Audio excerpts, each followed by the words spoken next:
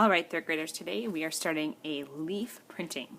So if you've ever tried to paint or use leaves you find on the ground, they are super brittle and get crunchy.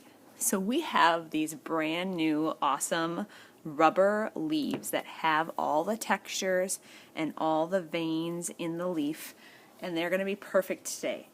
You're going to be using a brayer. So this is a new tool that we have not used this year. And we're also going to be using a printing ink, which you will find is pretty sticky and tacky. So what I'm going to do is, at the printing station, I'm going to do my messy work on this paper. And I'm going to start by getting this brayer in the ink. And you will notice that the brayer is not really rolling. I might have to pick it up. And I'm trying to get that black part covered with a thin layer of ink. So you saw me kind of move it up and try to get some of it off. You can see gobs of ink on this brayer, and I don't really want that. I just want a nice thin layer. So I'm still trying to get it in that ink really nice, trying to get that all covered. The first couple of people will have to work on this. If you're printing in the next groups, that should be done. You just want to make sure you have a nice thin layer on that brayer. Once you have that thin layer, you are ready to add the ink to your leaf. So as I'm putting it on this leaf, you will notice that I am not getting the whole thing covered. That's good. I don't want to get into all those textures and gobs, or it's not going to show up. It's just going to be solid, a solid shape, and I want to see those textures. So at the printing station, you should have enough space to keep your paper out of your mess. For this video, my black paper's got to be on this messy area, so I'm just hoping I don't get any globs of white on my black paper. So I'm going to put the leaf down, and I'm going to push on it. So I like to use about 2 hands, and I'm making sure I'm pushing in all those spots, and I'm trying not to shift my weight and smear that leaf. And I'm going to pick it up. Awesome print. I see all those textures. I'm going to repeat this. Little more ink, not globs. Kind of have to pick my roller up to get that ink all over it. And I am going to put ink on a different leaf. So up here, there's a lot of texture up there. You may see that it looks pretty white, but there's actually like a separate looking leaf at that tip. Looks pretty cool. So I am kind of rolling different directions, trying to get all those textured spots. As I do that, you can see a lot of those veins in the leaf. It's okay if the leaves don't go the same direction.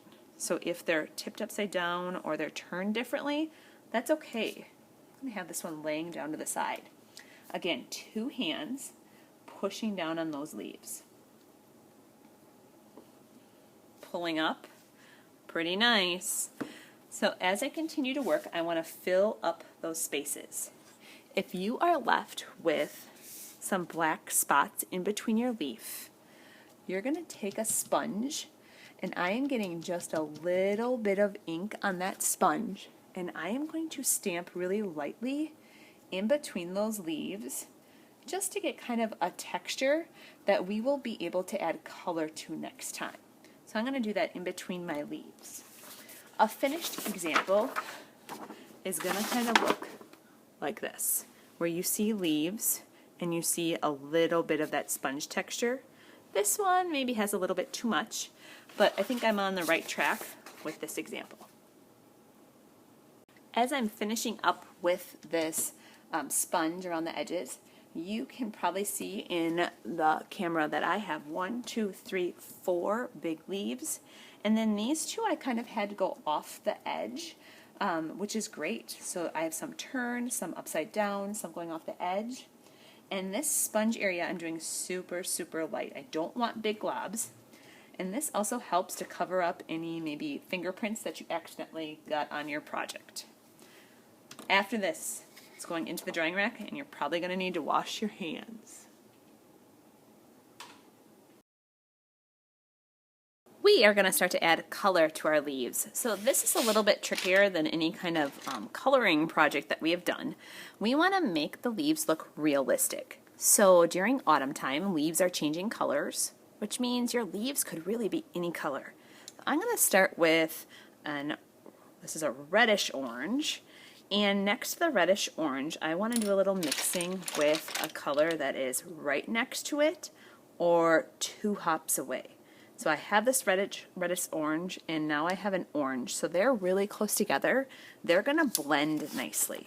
So if I lightly, and when I lightly color, I like to hold my pencil or crayon kind of at the side so I'm not pressing right on the tip. I'm kind of using the whole edge of the crayon to add color.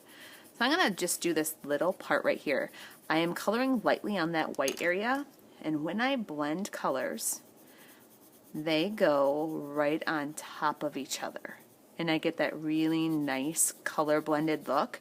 I'm not going super fast all over this black area because I'm just trying to color the white area that printed. So obviously if I'm coloring this leaf with these colors, I'd want to color the whole leaf orange and red orange. So I would continue that all the way through. If you want to take one of the colors you're using and kind of go dark on the veins to make them stand out, that would be a cool look. But I'm really not trying to scribble all over that black area. So let's see. On my color wheel, I'm going to go with a green, and mixing with green, I could go 1 hop if I could find a yellow green, or 2 hops would be yellow. So green and yellow would look really nice together. So for this one, I might try to color really pretty light with this green. And again, I'm trying to not get it all over those black areas. And then the yellow could go right on top of that. Looking pretty neat. Let's try, find a sharpened colored pencil here. Ooh, purple. Sometimes leaves can be purple.